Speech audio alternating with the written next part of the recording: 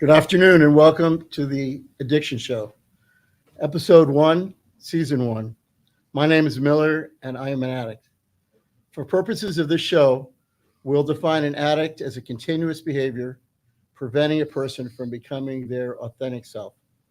We'll explore over time all aspects of addiction, including but not limited to drugs, alcohol, gambling, food, sex, social media, and more.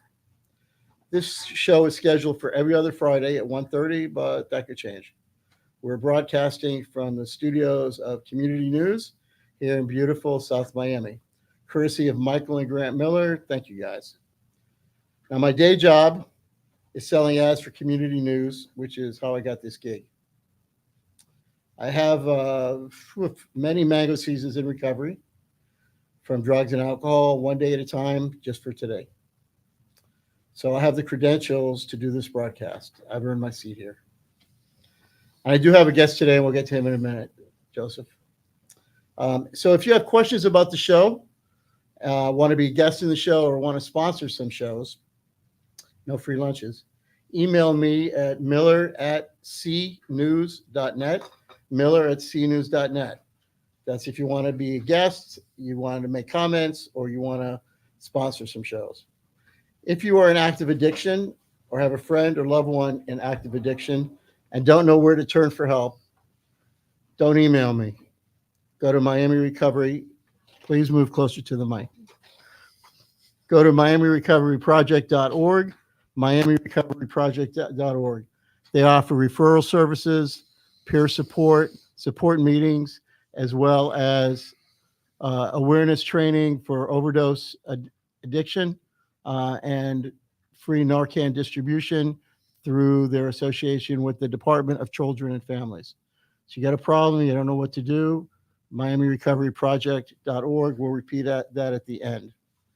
Notice our logo, starfish. So there's a man walking down the beach, and as far as he can see in the sand, there's starfish. And he comes across a little girl, and she's one by one picking up the starfish and throwing them back in the sea. And he says, little girl, he says, what are you doing? And she says, well, the tide went out and it left all the starfish. And if they can't get back in the water, then the sun will burn them up and they'll die. So I'm throwing them back into the water. And the man laughed and he said, little girl, he says, there's thousands of starfish. That just, it won't make a difference. And the girl picked up another starfish and threw it back in the water and says, it made a difference for that one. So that's the mission of our show, is to make a difference, is to throw the starfish back in the water, one starfish at a time. So our guest, we're going to have a guest every show, and I am absolutely delighted, honored, privileged to have Joseph as our guest today. I've known Joseph for, again, a bunch of mango seasons, a long time. And I don't believe I've ever heard his story, but I will tell you that when Joseph walks into a room, the room lights up. And if the opposite of addiction is connection, then Joseph is fully connected.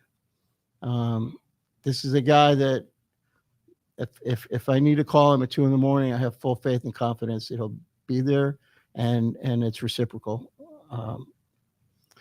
So Joseph is going to give it away. He's going to share his experience, strength, and hope. Okay, mi sangre, you're up. All right. Thank you, Miller, and just thank you to the Addiction Show for asking me to come out. I love carrying the message of recovery. I didn't always. You know what I mean? My addiction didn't necessarily take me under bridges or institutions or jail, which made it all the more difficult to spot. It's very cunning and baffling. And I always told myself that because I was able to function, that I didn't have a problem, and it was only until I found that I just couldn't stop that I desperately sought help, and I didn't know where to seek help. I actually Googled Drugs Anonymous, and and so on began my journey. I'm in a 12-step fellowship, and there are traditions that I try to respect, and so it's a program of attraction, not promotion. So what fellowships that I'm involved with shall remain anonymous. Um, but Many groups open and close their meetings with moments of silence, followed by some type of prayer. And I feel that it was that moment of silence that like energetically connected me um, to recovery, because what else would have put me in such a situation to where I can't stop using, I know that I have a problem deep down inside, like something in my spirit wasn't right, and I felt it, and for me to, when I came to enough to move, because I was, I, I I'd taken so much drugs at that point that I was scared that if I moved, I'd have a heart attack. And I just laid there still for 4 hours, and then when I was able to move is when I googled drugs anonymous. You know um I admitting that I have a problem is very difficult, and it's something that is harder to ignore as the problem grows, you know. And I've got a couple, I got a couple years clean under my belt at this point, and I try to give back to the fellowship that helped save my life. And it's almost like the nature of addiction has like a whack-a-mole effect in my own, from my own experience. And once I put down the drugs, I pick up something else, and whether or not that's shopping or eating or sex, or it doesn't even have to be sex. It could just be the idea of relationships and loving connection, whatever makes me feel good, sort of thing. But um, I came in to recovery in 2013. I stayed for 3.5 years in one shot, and the disease of addiction is very real. And it told me that I didn't have a problem. I wasn't like those around me, and it told me I had a phase. And I went back out, and there was a lot of destruction. And when I say destruction, like, again, it doesn't have to be with the outward things. Like, I didn't need to get a record. I didn't need to wreck a car. I didn't need to even miss work, really, for my life to become completely unmanageable, for my spirit to be broken, for all hope in my life to have been lost. I didn't need those things to happen to me for it to have become painstakingly clear that that problem had resurfaced and had completely arrested every single aspect of my life that I had held dear. And I just couldn't live like that anymore, you know? And I sought help yet again. And I came back in with my tail between my legs. I'm a very proud addict, both in recovery and when I'm living in disease, man. Like, I do not like to necessarily I don't like to lose face. You know what I mean? I have no problem getting vulnerable, but getting to that point where, like, all right, I have a problem is a challenge. You know what I mean? And so, um, uh, I came back in this time, and it wasn't only because my addiction had progressed to the point where, like, I couldn't stop. Um, it was also because I was so tired of having a particular life. You know, excuse me. I um I knew that the fellowship that I was in worked. I'd watch it work for so many before me and so many after me.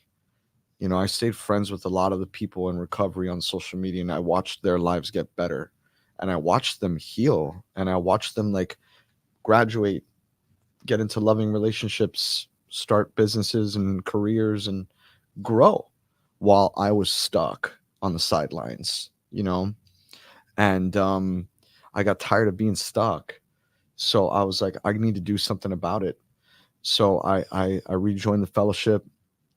I'm so grateful for them, and I really wish that I could name drop, but, like, I'm not supposed to.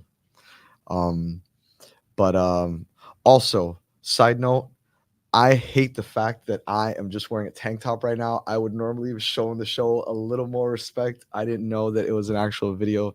I thought it was a podcast. And so my apologies for being so underdressed, which is all outside ego shit, but oh, pardon my French. But either way, uh, yeah, I'm just grateful to be able to share my message with you guys. So I knew that this worked. I saw it happening for others around me, and I knew that all I had to do was do the work. So this time around, I came in and I was very, very uh, assertive about that. I wanted to see changes happen in my life, and it wasn't that I was in this massive rush, even though the nature of addiction, when it pops up, it's like I want what I want and I want it yesterday. You know what I mean? So I knew that the work worked, very simply. So that's what I did. I got a sponsor, and we started working steps in our fellowship. It's a 12-step fellowship, and we work steps. Um, and I started to learn a little bit about myself. I started to learn a little bit about my quirks and why I am the way that I am, because it becomes a little less about the drugs and a little bit more about the behavior. It's always about the drugs for me. You know what I mean? That is like a foundational element. It's never not. But as I start to create this life that I don't ever want to leave, behavioral patterns start to try to subvert building that life. And I have to figure out why I am the way that I am. And for me, a lot of writing goes into that. A lot of talking to my support group goes into that. A lot of prayer and asking, my higher power to help me in times where I feel like I am just incapable of shifting out of toxic behaviors and character defects showing up in my life. And it's very challenging. And even right now, I'm having a hard go at it emotionally, and in my own kind of like program, my spiritual walk, whatever phrase makes you feel, that it's more palatable. um you know I'm having a tough time, and it's that ebb and flow of life and recovery, and all the outward things are okay. You know what I mean? Actually, they're going exceptionally well. It's just that, like, my emotions and understanding what's what with them are they're beating me up a little bit. But my predecessors showed me that we show up in spite of. We suit up and we show up no matter what, no matter how we're feeling. you know um so going back to, I'd been working at a particular job that I was unhappy at for a while. I spent 12 years there, and I wanted to build my own business. I wanted freedom. I think that to sum it all up in regards to like what it was that I was after, it wasn't just freedom from active addiction. I wanted freedom in every single level of my life. And like that, there are like sayings that we have in our fellowship, and one of them is peel the onion, or more is revealed. And there are these like little isms that we have, and there are levels to freedom for me as well. It started off with like freedom from active addiction, and then it was like outward freedoms, like freedom from that job that tried to actively controlled every single step of my life, 6 days a week for 12 years.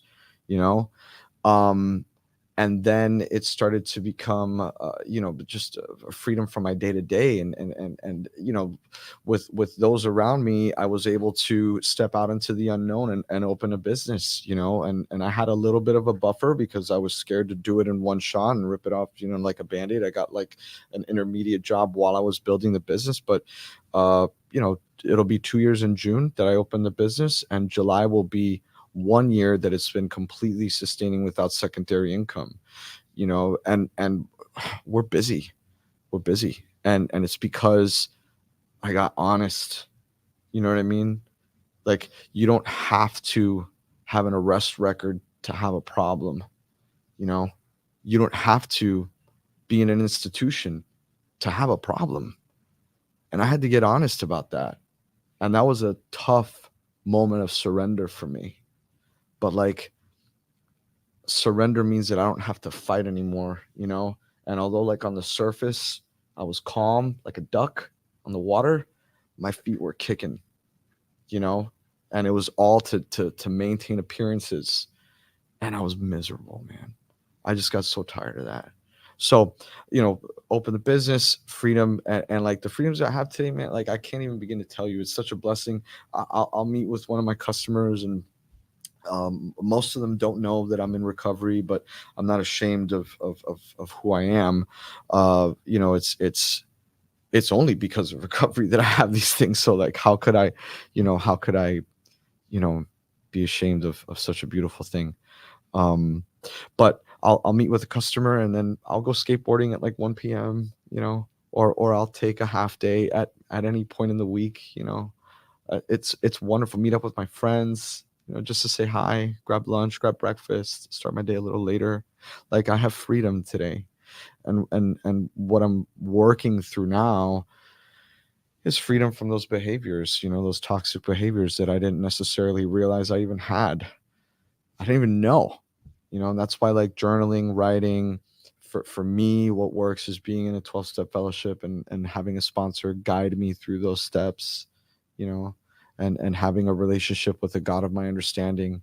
Spirituality is huge, huge. I always get a kick out of it, like people that say like, oh, uh, or that have a hard time grasping, let's just say, because I don't want to like, judge, the idea of spirituality and connection to addiction. You know what I'm saying? Like, you said that the opposite of addiction is connection, and my eyes started to well up because I don't feel connected. You know what I mean? I don't feel connected. And it was just such a sweet thing to hear from you, and such a reassuring thing that like maybe I'm doing better than I think, but what I'm trying to say is that, I can't go to the doctor and take a test and test positive for the disease of addiction, right? Yet many people, I mean, we know it exists. I mean, it's medically, it's acknowledged as a mental disorder, and yet the solution is spiritual in nature. It's connection, it's learning about myself through like writing, so like the things that I can't see are more real than the things I can see, so my behaviors, they kind of like will spill over into other aspects of my life. And if I'm not like connected, if I'm not doing the work, if I'm not talking to the God of my understanding on a regular basis, especially for where I'm at right now, I'm in trouble. I'm threatened. I have a serious problem on my hands, and it's subtle. It starts off by me thinking that I don't have a problem, and we're back to that level of self-honesty that's like so vital for my health, to stay alive. Man. Like if I didn't have people like you in my life, I would die. That's my truth, because I mean, you're absolutely right. The complete opposite of connection, in regards to people like myself, is addiction, and it'll kill me. I'll still maintain my job though. I'll still have my apartment, and I'll have all the outside stuff. But yeah, after a couple days, like my apartment will start to smell, because I'll use till I die. I completely skip over institutions and jails and all that other stuff, and again, I mean, it's mainly I think because of ego. Like I put up the front really well, um Joseph, I'm going to interrupt you for first Sure. off, I love you, man. I love you too. And something on my mind, this week on the 23rd would have been my dad's birthday, and he's gone, his belly button birthday. He's gone 11 years. And I know, and he died in recovery. Get closer to the mic. Move it over. Thank you, Michael. He's gone 11 years, and I went through that clean, and I had the support clean, and I was there the night that that you showed up, that your dad had passed that morning. Could you just spend a minute talking about what it's like to go through that clean and to have a support group and to it's just like talking about those layers of the onion. Sure. Just share that briefly, please. Yeah, absolutely. I'm one of four brothers, and just talking about it, just thinking about that night gets me emotional. Oh man. Sorry, I'm one of five brothers. I have four, and they're all out of Miami. They all live north by hours. Not just 30 minutes away. And the last year of my dad's life, he taught me the trade that I'm in. And the last year of his life, because of recovery and because of me opening a business, I was able to get away from a job that kept me busy nonstop and actually spend a lot of time with my dad. I'm so grateful for it. So fast forward, he had an injury on a job site. I was there for it. He fell, and he was older, in his 80s. Okay, all right. And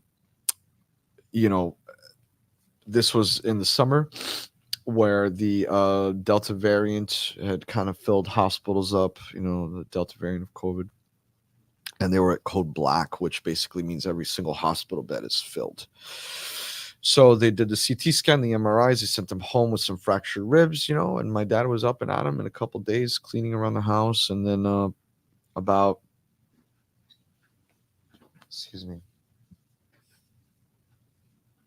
a month and a half passed, and he started to act funny, and he was trying to change the TV channel with the light switch and getting very upset that it wasn't working. We took him to the hospital. It turned out that he had bleeding in his brain. There was hemorrhaging from the fall, a very slow leak, but a leak nonetheless that was applying pressure to his brain. That was October 2nd. I do service.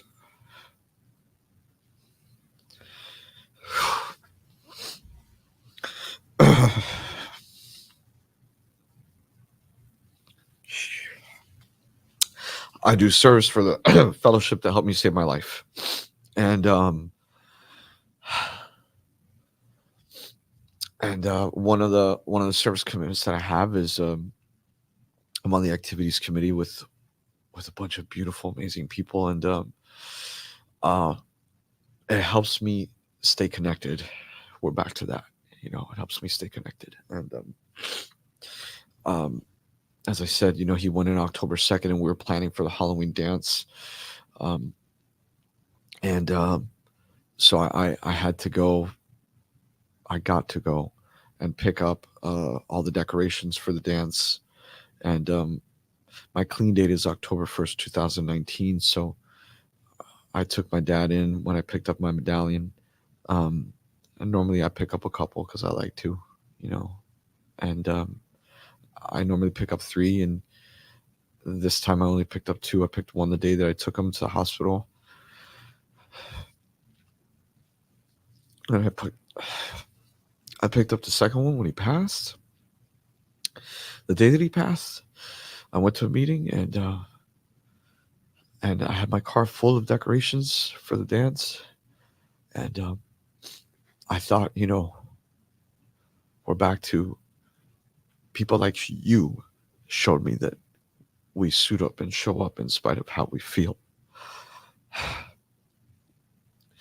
And so that's what I did. I went to a meeting, and I picked up my medallion, and I shared that my father had passed away earlier that day.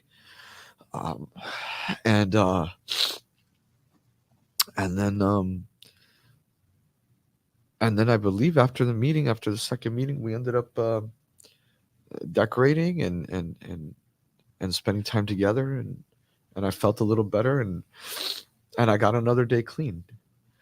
And that's how it goes. I used to be fearful of the future and shameful of the past, resentful of the choices that I made in the past and never in the present. And I do my best to not live that way anymore. You know, I do my best to like understand that like all I have is like this moment right now with you in front of these cameras live, which is crazy. Joseph, give me a hug, man. I love you, bro.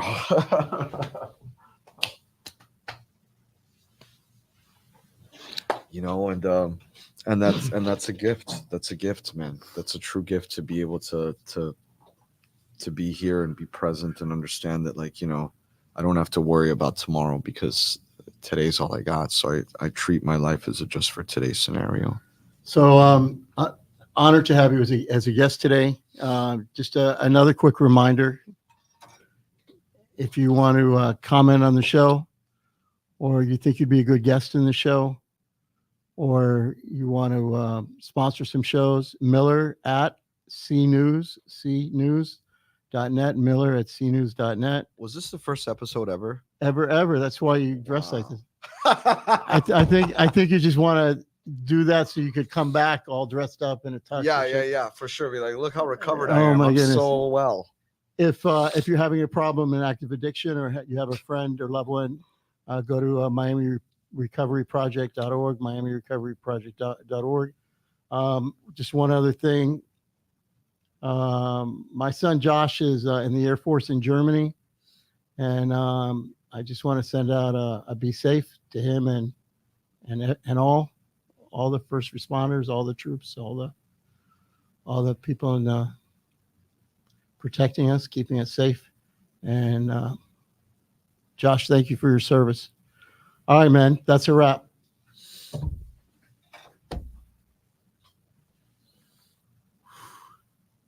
We done good.